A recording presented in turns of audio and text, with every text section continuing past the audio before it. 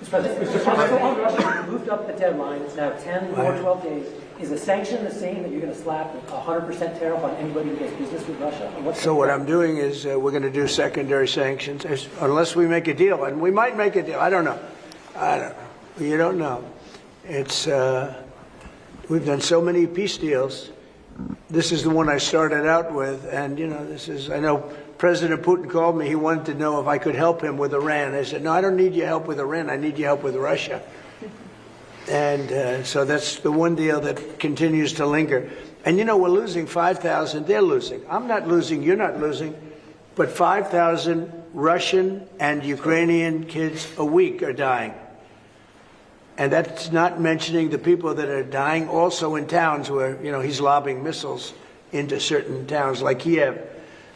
And he's got to make a deal. It's too many people are dying.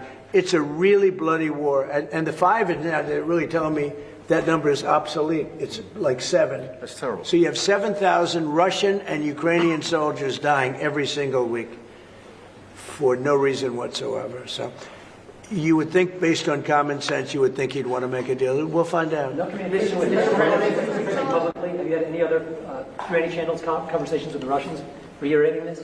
In what? Reiterating this new pressure and deadline. We're going to have well, you're the press. I'm reiterating it to you. I'd say 10 to 12 days. I'll announce it probably tonight or tomorrow. But there's no reason to wait. If you know what the answer is going to be, why wait? And it would be sanctions and maybe tariffs, secondary tariffs. You know what a secondary tariff is. And look, the Russian economy, I don't want to do that to Russia. I love the Russian people. They're great people. I don't want to do that to Russia. But this thing, they're losing a lot of Russians. They've lost 1 million Russians. And that's the, sons. That's the sons and daughters of Russian families. They leave the house. They go, bye, Mom, bye, Dad, and then they get blown away. And Ukrainian, too. Look at Ukraine. It's a disaster what's happened there. But it continues to go on. As you know, we made a deal where the European Union is essentially involved, but it's NATO, and we're supplying weapons to NATO. NATO's now paying because the United States, because of Biden's in for $350 billion, the European nations are in for about $100 billion. Should be the opposite way, by the way, because we have a big ocean in between. Should be the opposite way. But I think that eventually something's going to happen. It should happen fast. So many people are dying. When I settled out with Congo and Rwanda, they lost almost 8 million people. And it just made so much sense. And if I didn't get involved, they wouldn't have done it. They weren't even thinking about settling it. It was just going on forever. And nobody could go into those territories because they'd get killed. They'd get killed. And now they have I hear it's a whole different ballgame. We settled it.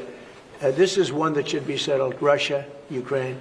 This is one that really should be settled. You talked during the campaign about President Putin respecting you and helping you have a relationship with him. Do you still feel that way, that he respects you, considering the conversations you've had that have been really nice? Yeah. I've always gotten along with President Putin.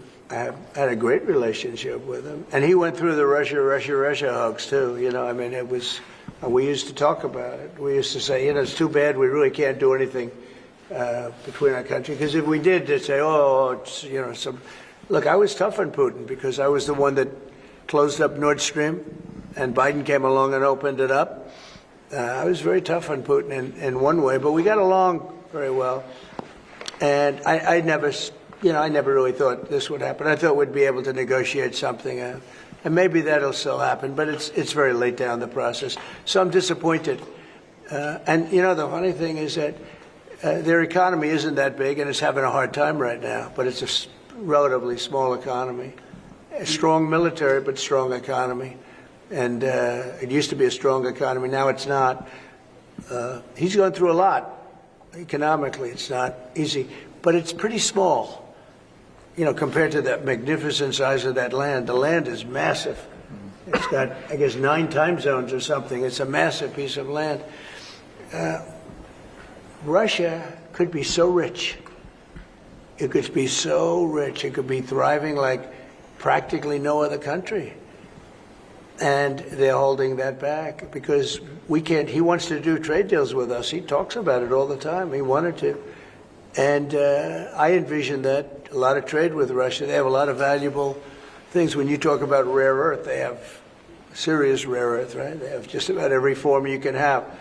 So, Russia could be so rich right now. Instead, they spend all their money on war. They spend everything on war and killing people, and it doesn't make sense to me. I thought he would want to end this thing quickly. I really felt it was going to end, but every time I think it's going to end, he kills people. Could a meeting help, and are you considering, has been proposed? I don't know. I'm not, I'm not so interested in talking anymore. He talks, we have such nice conversations, such respectful and nice conversations, and then people die the following night with a missile going into a town and hitting, recently, I guess, the nursing home, but they hit other things. Whatever they hit, people die.